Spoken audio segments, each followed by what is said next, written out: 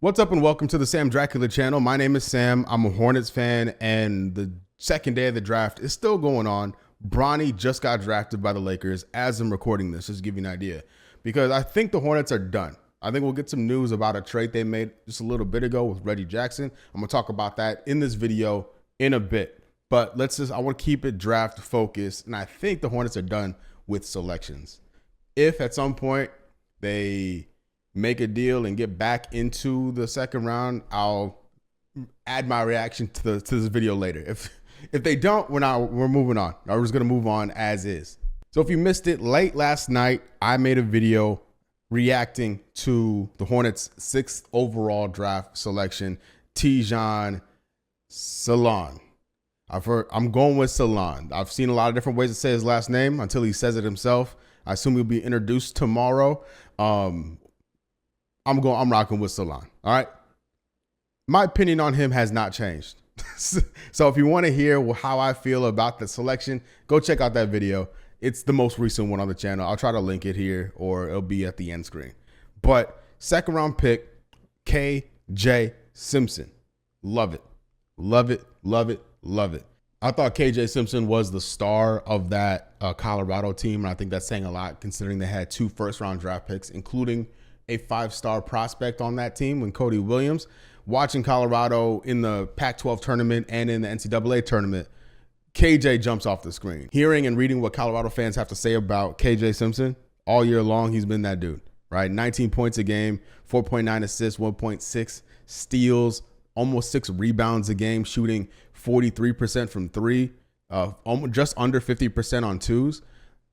This KJ is a good player. Like, whether he's on the ball or off the ball, I think he's a threat offensively. I don't know how he'll stack up defensively in the NBA, but I think he can contribute day one. Unlike Salon, right, who's very much a project, KJ Simpson as an older player, as a more seasoned college player, right, in comparison, I think KJ can find himself contributing this season. He may spend some time in Greensboro, but I think, he'll be part of the rotation this year for the Hornets. And I think he'll definitely have a really nice summer league. We've seen how terrible the guard play has been in the summer league for the Hornets last few years.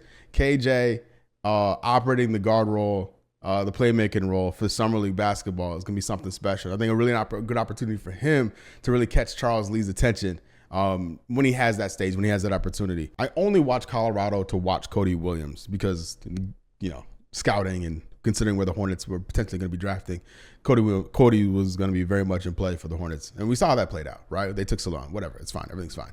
But, you tune in hoping to see Cody Williams, and this KJ kid is doing the most, especially against Florida, right? You saw his game winner against Florida. Legitimately, I think KJ Simpson is more NBA ready than most of the first round draft picks we saw last night.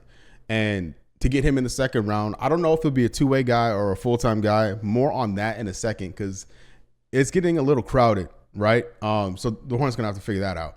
But KJ as a contributor, I think is gonna be incredible for what he is, for a second round pick. I'm not saying he's gonna start or anything like that, but as a rotation guy, as an offensive minded guy, it's a very good pick. I give it an A, like a really solid A. Moving on from KJ Simpson, let's talk about Reggie Jackson coming to Charlotte. He's never gonna play here. All right, just let me tell you that off rip here. Someone said this earlier. Hornets get a vet with championship experience. With all due respect for England, this guy's not playing in Charlotte. They did this already. We've seen this story before. They traded for him, waived him. He went to Denver. This is a pure salary dump, okay? If you're excited about Reggie Jackson, I appreciate it, but don't get your hopes up. This is a pure salary dump for Denver, right? Hornets take on the contract, a $5 million roughly a year deal that can be stretched over 3 years, right? The Hornets have the space to do it, and they're getting paid as far as draft capital, getting 3 2s for the charity, right? More on that in a second, because I have a suspicion why they're collecting second round picks too. All right, I'm going full conspiracy mode here, okay? But Reggie Jackson, he's not playing in Charlotte. All right, let's get that straight. Whenever he's eligible to be waived or stretched or whatever, or cut, he will be. That's me telling you what's going to happen. All right. But those second round picks, always nice to have capital, right? Gives you options. You could put 5 second rounders together in a trade and get yourself a good role player. That's the cost of a ninth or 10th man, right, on a good team is 5 second rounders. That's kind of how it's floating, right? And more the merrier, right? Especially if you have the space to do it. And Reggie Jackson, if the Hornets are going to bring back Bridges or not, I don't know, but that isn't going to interfere with that. Those are just two different kind of pools they're playing in. All right, so stay with me here. We're going full conspiracy mode. All right, stay with me. The Hornets are tanking. I'm going to say that again, just clearly. The Hornets are tanking. I don't care what Jeff Peterson has to say. I don't care what Rick and Gabe have to say. I don't care what Charles Lee has to say. I don't care what the reporters have to say. I'm saying the Charlotte Hornets are tanking. You don't pick Salon 6th overall if you're trying to win now, right? I think Bridges walks, and I think they get nothing in return. And I think they're going full tank. And what that means is going full youth, right? And then if LaMelo even gets a hangnail, he's shut down. Brandon Miller, shut down. I think that's where we're headed because of this.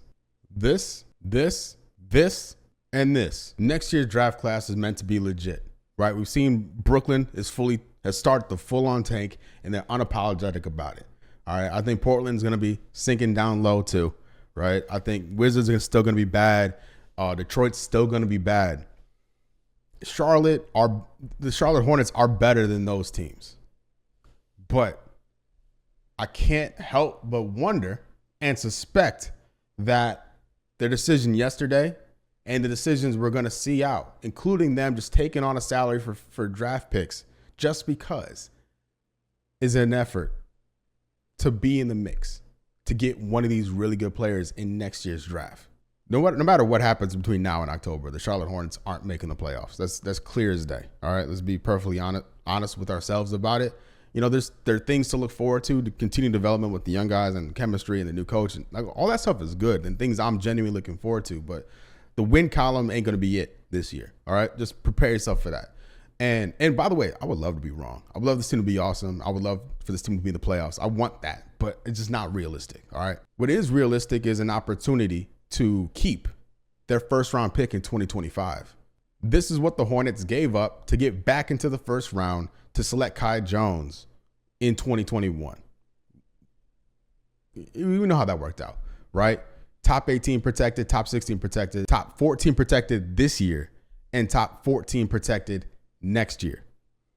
After that, in 2026, it becomes 2 2s. The Hornets just got 3 2s today. I think they're preparing to be in the lottery again, which is a smart move, like genuinely a forward-thinking move by this front office, knowing that they're probably going to lose 2 2s, then they get 3 now. So they can stay afloat and maintain that capital, right? That wiggle room. The Hornets added 3 guys in 2 days. So that's Salon, the 6th overall pick, KJ Simpson in the 2nd round, and Reggie Jackson. We know Reggie Jackson, if he stays, which he won't, will take up a full-time roster spot, right? Salon's going to take a full-time roster spot. He's not going to be a two-way guy. But would KJ Simpson be a two-way guy? There's an open two-way slot. Like, let me show you. One sec. So the Hornets, as of right now, like literally right now, Reggie Jackson, freshly added, have 15 guys on their full-time roster. They have 2 two-way guys, and that is not including the dudes they just drafted. Will KJ Simpson take up a two-way slot? I think he's better than a two-way guy, but you have to wonder what happens to Amari Bailey. He was on a two-way last year, right? Who gets that 3rd spot? If they parted ways with Marquise Bolden, I wouldn't think twice about it. I like Leaky Black. I think he's worth keeping. Got Reggie Jackson here. I don't think he plays a single second for the Hornets this year. So you pop in Salon here. You got KJ Simpson as a two-way guy or as a full-time guy, assuming they like Amari Bailey. I don't know. And then you got to figure out Miles Bridges. If they're going to keep him, someone else has to go. And then also Seth Curry, his money is non-guaranteed right now. They have the deadline to guarantee his contract next year is tomorrow. Like this is the deadlines, literally tomorrow. The day after the draft, they got to decide if they want to guarantee Seth Curry's deal. On Saturday, June 29th, they got to decide if they're going to offer or send a qualifying offer to Amari Bailey. And then that also same day, they're going to have to decide whether or not they accept JT Thor's option. right? And then you got the July stuff with Cody and more JT and Pokashevsky, all the stuff from Bryce McDonald. But looking at June, it's Seth Curry. Decisions have to be made on Seth, Amari Bailey, and JT Thor. Those are just more things just keeping an eye on and to get an idea of where they're heading. Right? The ownership, the front office, they're never going to say we're tanking. I'm pretty sure they'll get fined and may lose a second round pick. I think the SAG for flag is on. That's me though. That's just me saying. I think that's where we're headed. Salon, welcome to Charlotte. He was here earlier. He got here earlier today, right? KJ Simpson, welcome to Charlotte. I'm looking forward to hearing more from him. I love what he had to say after he was drafted in his little post-draft interview. Love the emotion out of the young man. I think us as a fan base have to be really patient, and it's a lot to ask, but to put faith into something we haven't seen yet with these new guys, right? Give them the opportunity to cook, because it's a long process. It's gonna take a minute to get this thing rolling. I think we're in this for the long haul, and I think it will pay off eventually. But to recap, Tijan Salon, C+ draft pick, KJ Simpson, A draft pick.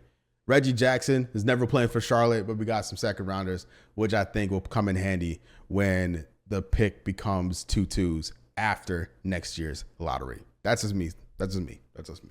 That's just me. If Bridges goes and Bertans is traded and all of a sudden the Hornets have all this cap space, then will they take on more contracts for draft picks? You know, is that in play? Ben Simmons? You know what I mean? Like, are we going to see things like that? So stay tuned. I think that could be in play as we go through the summer, because I think this ownership and the front office has a vision. It's just going to take a minute to see it fulfilled. But thank you so much for watching. Make sure you like, make sure you subscribe. I've been Sam. You've been great. Peace.